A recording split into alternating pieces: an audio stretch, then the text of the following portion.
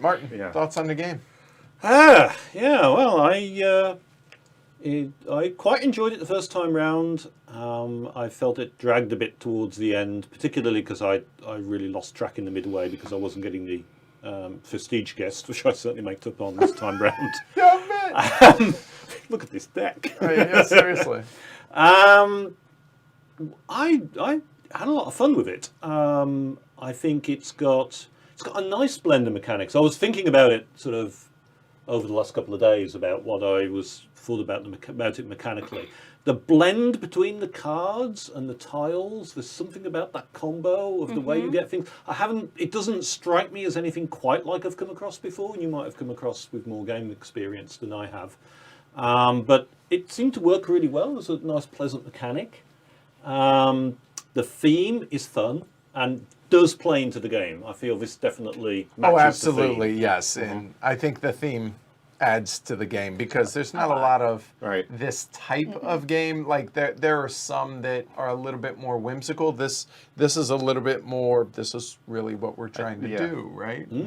Yeah, I think, since Monday I've been thinking, where does this game fit in the realm of games and trying to think of what it is. And I think what this is a great theme that has like a great game built around it, right? We have mechanism, we have this builder's row, which you've seen in some other games, and some hand management, some resource management, like your people there, some tableau building, and it's like all these different things that come together and make a game somehow, and it's like you can't fit it in a category. It's very interesting how, I think in this case, the game mechanism served the theme. Maybe instead of the theme pasted on top of some I agree, and it all flows really well. It works really, really well.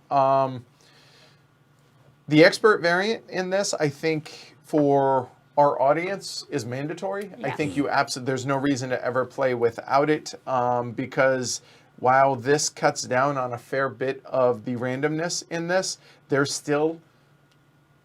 it's right at the cusp on how much I'm willing to tolerate on a game. I mean, the stream was 4 hours, but realistically, without the teach, if we were to sit down and play, this is 2 hours, probably, realistically. We also chose the longer version. Yeah, exactly. So I think we would play it in 2 hours, and for the amount of randomness that's in this game, we're at my threshold. If it were one step further, if the expert variant wasn't here, I wouldn't pay this game any mind whatsoever, because discarding objective cards when you have no direction seems arbitrary to me, and I'm not a fan of this without the expert variant, but I actually really enjoy this game.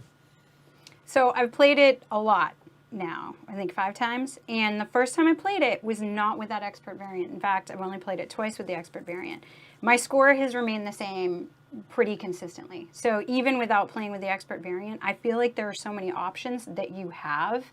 You do not need to score based on the objective cards. So if you make mistakes with the objective cards, there's plenty of other places you can go for points. So I do not find that swinginess to be a focus for me, or that randomness, because you can mitigate the randomness. That said, I can see where people would feel like, oh, I didn't get what I wanted or this, but if you realize that you really don't have to focus on the things that employ randomness and go for the other options for scoring points, I don't find it that swingy. But I do prefer the expert variant. I agree with you on that. I liked not having those really high VP cards come out. So limiting those to 8 points instead of 5 at max. Yeah, limiting those to max 5, I think did help. Because that could sway it. Like I said, in my plays, I didn't see that, but it could.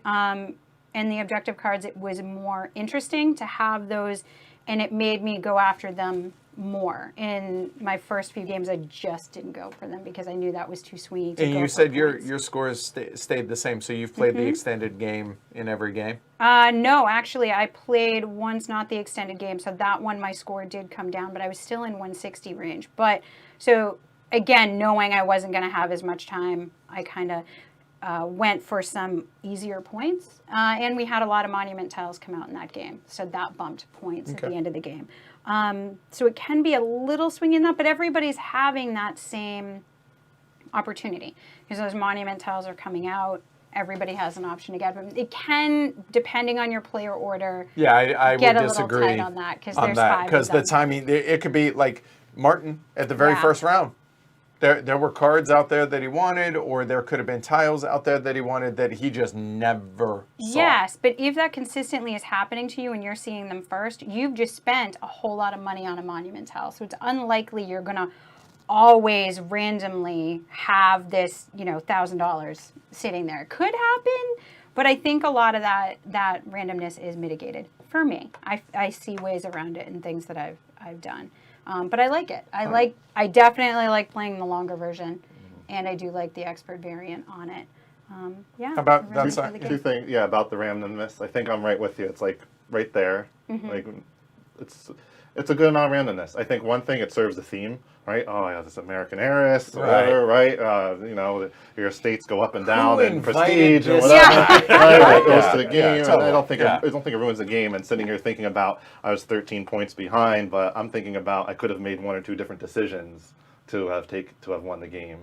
Rather than if I had a lucky flop, or if I didn't Right. accidentally draw this card, I could have won the game. Right. Right. So I think that's where I am. I think there's enough you can do. If you get a lot of prestige, you can wipe the row there or And- whatever. A lot of times, the draws, you're choosing the random draw. Right. Like, you don't have to add the casual guests.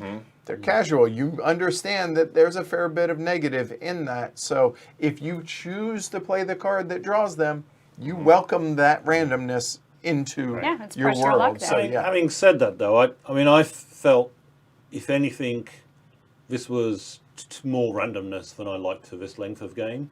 But with the caution that having only played twice, I might change my mind once things flowed a bit quicker and the thing went on. I think it was too long a game as we played it. But as you say, it's a stream, so that tends to lengthen things. Oh, by a solid hour. Yeah, for Yeah. sure. Yeah. So I feel I would need to play it a couple more times to get a feel as to whether there is a bit too much randomness for me. Right. But you're right, it's really on that, where's the acceptability. And the problem with putting out the cards, which does reduce the randomness, but it does give a significant first player advantage. I certainly felt it. That, oh, there were some good cards there. The card that just took at the beginning is very good. So Yeah. it actually swapped one form of randomness for another in the turn order Turn order, position. yeah. I don't know how big a factor that was. I'm certainly not saying it was crucial because there's a lot that happened since. But Right. it kind of at the opening. Interesting. Yeah. Another thing that struck me about this game is there's no obvious single mechanic that I can point to and say, oh, that's a really cool mechanic. But the way they blend together is Yes. really nice. Yeah, It's it- kind of like Yeah. taking a lot of very standard mechanics, but as really blending them into a really nice combination Yeah. of a dish. I And always like say, that. I always say if a game should do one of two things, it either better bring something new to the table that's really interesting, one really good mechanism that, wow, that's really awesome, or it better do a very, very good job of either meshing or blending mechanisms or making it in such a new way that it feels fresh and exciting. And I think this does an excellent job of blending those mechanisms, because the rules teach, I think, was 30, 40 minutes, somewhere in that range, Yeah. at the normal pacing that I do. And there's a fair bit, but the order, everything is intuitive. Everything is. makes sense. The way the rounds work out, you understand what's coming up. It's all out there, and it's I don't know that we had to look. The only thing that we ever really had to look up rules-wise was the prestige order of new Right. tiles, and even that I think is that could be minimal. mitigated a little bit, and that's a suggestion for Dan. Is these are ordered here, so you still have yours out. Oh. If you want to show it. So Yeah. the estate improvements are ordered. I wish that those colors were in the same order as as the prestige. hierarchy Right. for the builder's market. Exactly. If it was, Agreed. it'd Yeah. be very easy to look and Yes. say, Oh, okay, so this, then this, Yeah. in color order. Other than, so that's just a simple little Graphic thing design that I think thing, would yeah. help. But I also wanted to touch on, there's a little bit of take that in this game. And in my plays of this, there were definitely a few players playing that didn't like that. My thought is you actually could remove it because it's just a few of the guests and that rumor mill that you did not like there at the end. So that's actually an option to remove the take that in the game if that's something your game group doesn't like. You could easily pull those out. Or just get thicker skin. I like but, it, yeah, but you that's may not that not. bad. No, it's No, really not. it's not Pretty that. It's obvious pretty minimal. choices you're making with the take that. But a again, with the little bit, but, randomness, yeah. only this came out. I guess a couple cards came out. So if you just didn't like that Yeah, ability yeah. for maybe some players and not others to have take that, you could pull it. Yeah. I mean, some people definitely. I mean, my wife doesn't like attack cards at all. Right. Yeah. Be and easy that- enough to remove them. Yes. Yes. Yeah. But I think that's and then they kind of feel a little bit arbitrary in many ways. To theme, like this is the rumor mill But and it fits some of the theme. those. It So it fits the did fit theme. the theme, but yeah, Right. you could easily But it's a pull it good out. point that they are quite well removable. And one thing that Dan had said is he originally, when he told me about the expert variant in this and suggested that we take a look at it for the stream, said that he originally designed this to be more of a gateway game. Right. And so the tying the mechanisms in with the theme was arguably a more important idea than, it just feels a bit arbitrary. Casual gamers probably wouldn't mind that one way Right. or the other.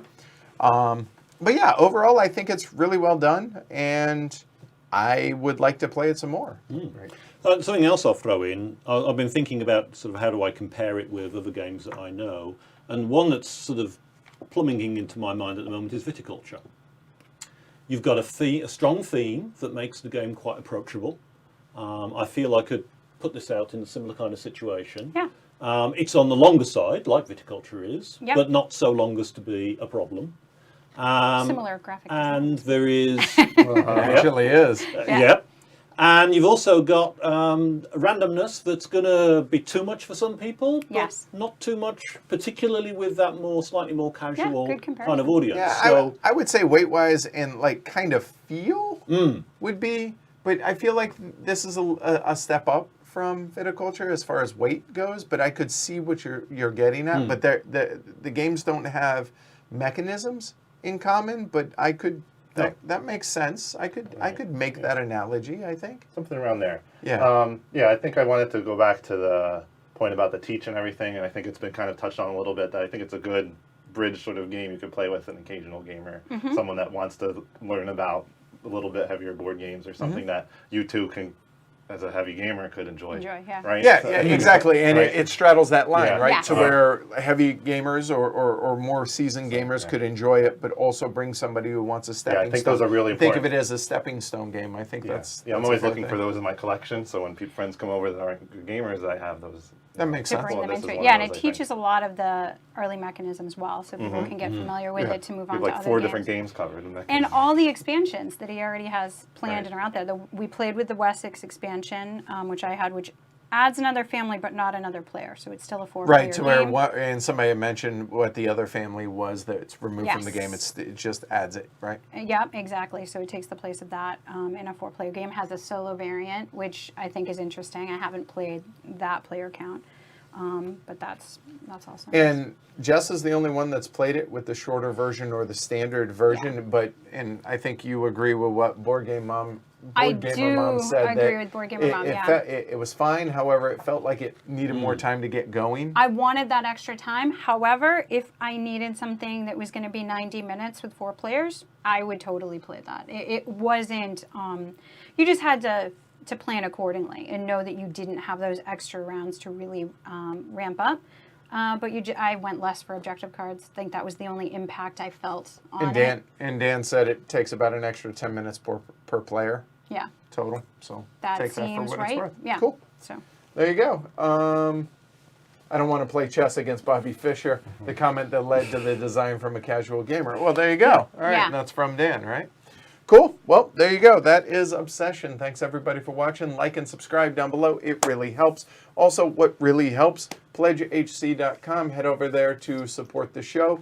And if you don't want to go that route, tell a friend about a heavy cardboard. Spread the word about the show. That's the biggest thing that you guys can do outside of going over to pledgehc.com. you can do that with the contest too. Yeah, and don't Tweet forget about at the Heavy contest. Cardboard, right? There you go. Yeah. So there you go. So Tweet at Heavy tweet or Cardboard. email. Or email contact. Entries. You got a week. Thanks again for Dan for providing the well, for providing the giveaway, but also a quick shout out to Maggie Bot. Marguerite, thank you. This is actually her copy of the game. We didn't have the game. We saw her a few weeks ago. I said, hey, can I borrow that? Because I wanted to play it and show the game off. So thanks, Maggie Bot, for that. That said, we'll be back Saturday with Shogun. Check out the episode, which, if it hasn't dropped, it's dropping right after I'm done with this. Our very in-depth review, arguably our most in-depth review in history, Great Western Trail, Yes. as well as the expansion. So, again, thanks, everybody. I'm Edward. I'm Jess. I'm Chris. And I'm Martin. All right, you guys take care. We'll see you in about 36 hours or so. Take care, y'all.